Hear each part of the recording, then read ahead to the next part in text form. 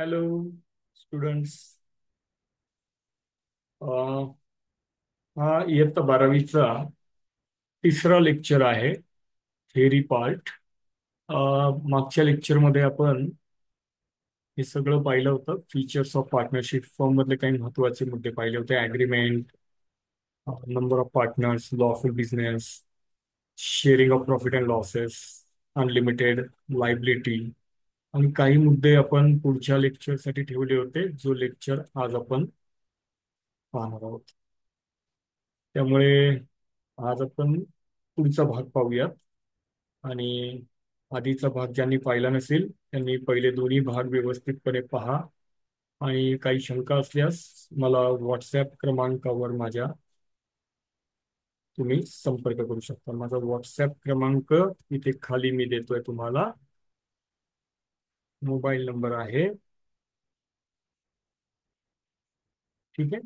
So माझं नाव काय, तर भरत सर म्हणून तुम्ही तुमच्या मोबाईलमध्ये स्टोअर करून ठेवा. आणि मला व्हॉट्सॲप करताना मला सांगा की तुम्ही कुठल्या गावातून मला ऐकताय. ठीक आहे. सो सुरू करूयात. रजिस्ट्रेशन हा एक महत्वाचा भाग आहे फीचर्स ऑफ पार्टनरशिप मध्ये. रजिस्ट्रेशन ही भागीदारी संस्था ही नाव नोंदणी करून घ्यावी लागते. तुम्ही बाळाचं नाव ठेवतो की नाही आपण, लहान बाळाचं नाव, बस अगदी तसंच आहे. भागीदारी संस्था जेव्हा आपण जन्माला घालतो तेव्हा भागीदारी संस्थेला नाव ठेवावं लागतं. त्या नावाची नोंदणी गव्हर्नमेंटच्या ऑफिसमध्ये करावी लागते. आणि त्यामुळे रजिस्ट्रेशन ऑफ पार्टनरशिप फर्म, भागीदारी संस्थेची नोंदणी ही कंपल्सरी आहे. तुम्हाला रजिस्ट्रेशन, महाराष्ट्रामध्ये जर एखादी भागीदारी संस्था असेल तर तुम्हाला नाव नोंदणी करणं आवश्यकच आहे. ते कधीपासून? 1 एप्रिल 2005 पासून. ठीक आहे. So registration of partnership firm is compulsory only in the state of Maharashtra. ठीक आहे. फक्त महाराष्ट्रामध्ये नाव नोंदणी कंपल्सरी आहे 1 एप्रिल 2005 पासून. According to Indian Partnership Act 1932, the registration of partnership firm is optional. It means the firm may or may not be registered. जरी असं असलं की महाराष्ट्रामध्ये रजिस्ट्रेशन कंपल्सरी आहे, तरी कायदा काय म्हणतो गंमत बघा. कायदा म्हणतो की नाव नोंदणी ही कशी आहे, रजिस्ट्रेशन इज ऑप्शनल. करा अथवा नका करू. ठीक आहे. May or may not be registered असा शब्द वापरला. May or may not be registered म्हणजे एक तर नाव नोंदणी करा किंवा करू नका. शक्यतो नाव नोंदणी करण्याचे त्याचे फार फायदे आहेत. ते पुढे जाऊन तुम्ही जेव्हा इंडियन पार्टनरशिप ऍक्ट अभ्यासाल त्यावेळेस तुम्हाला कळेल. So registration of partnership firm merely certifies its existence. जेव्हा तुम्ही एखाद्या भागीदारी संस्थेची नाव नोंदणी करताय तेव्हा ती भागीदारी संस्था अस्तित्वात आहे असं ते दिसतं. ठीक आहे. आणि त्याचं एक्झिस्टन्स आहे, अस्तित्व आहे, लिगली कायदेशीरित्या असं दिसतं. And it is a process of entering the name of partnership firm in the register of registrar. निबंधकाच्या ऑफिसमध्ये रजिस्ट्रार म्हणजे निबंधक, ज्यांच्याकडे मला नाव नोंदणी करायची भागीदारी संस्थेची, त्यांच्या रजिस्टरमध्ये भागीदारी संस्थेचं नाव काय होतं, नोंदवलं जातं. ठीक आहे. त्यामुळे रजिस्ट्रेशन महत्वाचा शब्द आहे. पुन्हा एकदा सांगतो, महाराष्ट्रामध्ये कंपल्सरी आहे. कधीपासून आहे? 1 एप्रिल 2005 पासून. म्हणजे जवळपास 20 वर्षापासून, आजपासून 20 वर्षापासून नाव नोंदणी महाराष्ट्रामध्ये बंधनकारक आहे, कंपल्सरी. ठीक आहे ना. आता पुढे जाऊयात. मुद्दा नंबर 7. तर मुद्दा नंबर 7 काय sir? So joint ownership and management. भागीदारी संस्थेमध्ये प्रत्येक भागीदार हा भागीदारी संस्थेमधल्या मालमत्तेचा मालक असतो. Each partner is a joint owner. ठीक आहे. दोन भागीदार आहेत. प्रॉपर्टी कोणाची असेल, ए आणि बी, समजा जर अशी नावं असतील तर दोघांच्या मालकीची प्रॉपर्टी असेल भागीदारी संस्थेमध्ये. So each partner is a joint owner of the property of the firm and no partner can use the property for personal use. कुठलाही एक भागीदार भागीदारी संस्थेची प्रॉपर्टी परस्पर खाजगी कामासाठी वापरू शकत नाही. ठीक आहे. हे फार महत्वाचा शब्द होता. आणि अजून एक महत्वाचा भाग की all partners have equal right in managing the firm. सगळ्या भागीदारांना बिझनेसमध्ये लक्ष घालण्याचा अधिकार आहे. पुढे म्हटलंय so all partners are jointly responsible. सगळ्या भागीदारांची जबाबदारी आहे. कशाची? Management of the firm. भागीदारी संस्था चालवण्याची संपूर्ण जबाबदारी कोणाची आहे? संपूर्ण जबाबदारी सगळ्या भागीदारांची आहे. ठीक आहे. So all partners are jointly responsible असा शब्द दिलाय. जॉईंटली, एकत्रितपणे.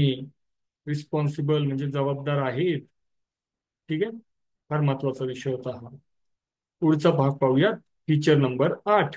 अगदी काही फीचर, हा व्हिडिओ एकदम छोटा असेल त्यामुळे पटकन बघून होऊन जाईल तुमचं.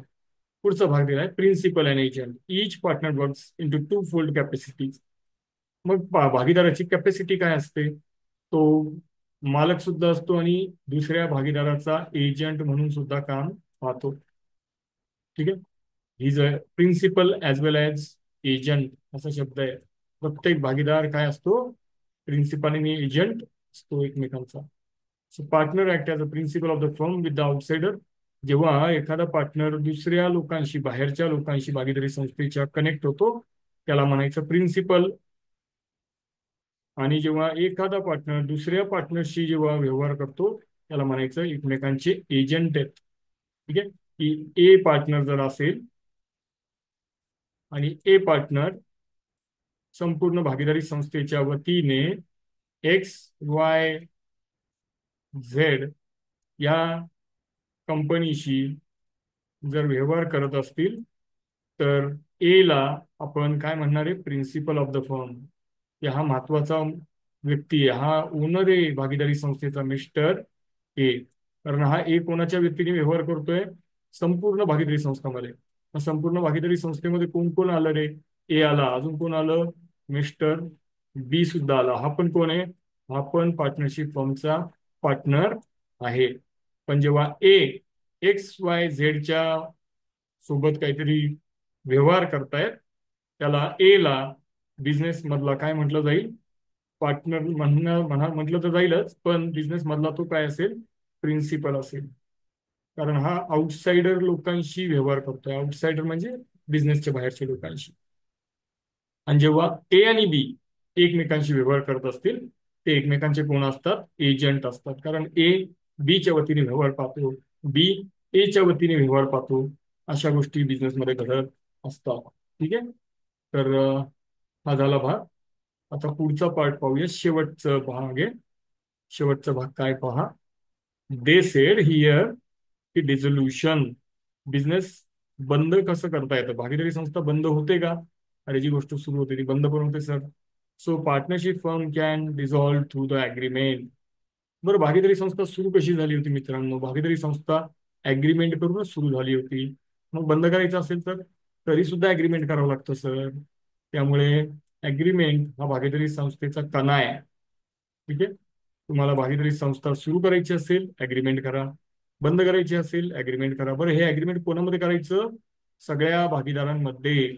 जेवढे भागीदार असतील सगळ्या पार्टनरनी निर्णय घेतला पाहिजे की भागीदारी संस्था काय करायची आहे? बंद करायची आहे. सो जेव्हा पार्टनरला वाटतं की भागीदारी संस्था कायमची बंद झाली पाहिजे ते 14 दिवसाचं काय करतात? नोटीस देतात इतर पार्टनरला. ठीक आहे. So if partner want to close the firm he can dissolve the firm by giving the 14 days notice. 14 दिवसाची नोटीस द्यावी लागेल जर एखाद्या भागीदाराला वाटलं की बिझनेस बंद करायचा आहे कायमचा. And the firm can also dissolve.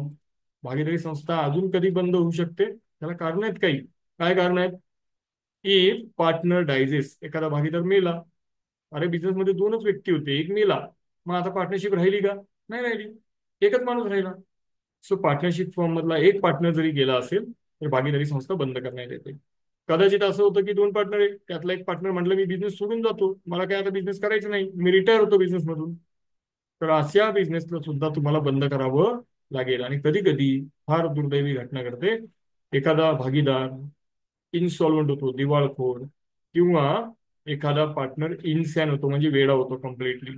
अशा केसमध्ये सुद्धा भागीदारी संस्था बंद होते. हे महत्वाचं लक्षात घेणं. ठीक आहे. सो आजचा लेक्चर फार शॉर्ट होता. तुम्ही सगळ्यांनी हा एक 2-4-5 मिनिटाचा व्हिडिओ असेल, नीट पहा. आणि पहिले 2-3 व्हिडिओ जे आहेत ना अगदी मन लावून ऐका, कारण हे सगळं बेसिक आहे. तुमच्या इतर मित्र मैत्रिणींना सुद्धा हे व्हिडिओ पाठवा. बरं, इयत्ता 12वीच्या क्लासेस बद्दल आपण बऱ्याच वेळा बोलून झालंय, पण तरी सुद्धा परत एकदा बोलून घेऊयात की इयत्ता 12वीच्या क्लासेस मध्ये आपण वर्षभर ऑनलाईन पद्धतीने शिकवणार आहोत. कुठले कुठले विषय? सर, आणि अकाउंट आम्हाला शिकायचं आहे तुमच्याकडून, तर अकाउंट शिका. ठीक आहे, ऑनलाईन पद्धतीने महाराष्ट्रातली कुठल्याही कानाकोपऱ्यातली मुलं या बॅचमध्ये जॉईन होऊ शकतात, ऑनलाईन पद्धतीने फी भरून. ठीक आहे, अगदी नाममात्र फी असेल. तुम्हाला फक्त काय करायचंय, माझ्या व्हॉट्सअप क्रमांकावर मला 12वीच्या क्लासेस बद्दल माहितीबद्दल चौकशी करायची आहे. त्याचं फी स्ट्रक्चर तुम्हाला पाठवलं जाईल. आपण फक्त पुणे बोर्डाच्या पुस्तकातून शिकणार आहे, हे लक्षात घ्या. ठीक आहे, दुसरे कुठले इतर पुस्तकं आणायचीच नाही आपल्याला अभ्यासासाठी. किती विषय शिकणार आहे आपण? आपण शिकणार आहे वर्षभर 4 विषय. हे 4 विषय, ठीक आहे. These are the 4 subject which we are going to learn. ठीक आहे, तर हे 4 विषय शिकायचे आहेत. Accountancy, SP, economics. बरं, हे सगळे विषय जे आहेत ना, हे आपण इंग्लिश मिडियम मधून शिकणार आहे.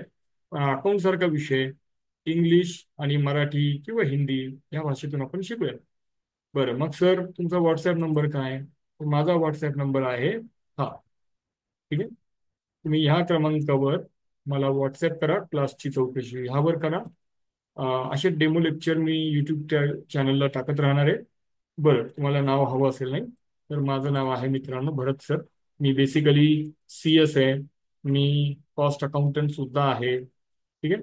सो मी कॉमर्समध्ये उच्च शिक्षण घेतलेलं आहे, त्यामुळे अनेक इतर डिग्र्या सुद्धा आहेत. वेळेअभावी मी इथे लिहित नाहीये.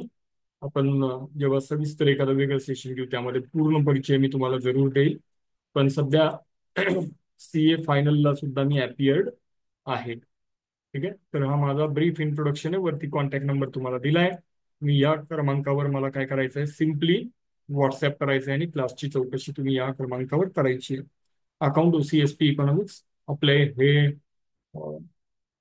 ऑनलाईन लेक्चर्स आपण घेणार आहोत. संपूर्ण महाराष्ट्रामध्ये तुम्ही कुठल्याही गावातले असू द्यात, पुणे, मुंबई, छत्रपती संभाजीनगर, नाशिक, अहिल्यानगरचे जरी असाल, तुम्हाला ऑनलाईन अटेंड करायचे तुम्ही करू शकता. आणि इनफॅक्ट कुठल्याही खेड्यातले जरी तुम्ही विद्यार्थी असाल, तालुका ठिकाणचे असाल, तुम्हाला ह्या बॅचेस ऑनलाईन जॉईन करता येतील. त्याच्या रिक्वायरमेंट्स बद्दल आपण सविस्तर व्हॉट्सअपच्या माध्यमातून जरूर बोलूया.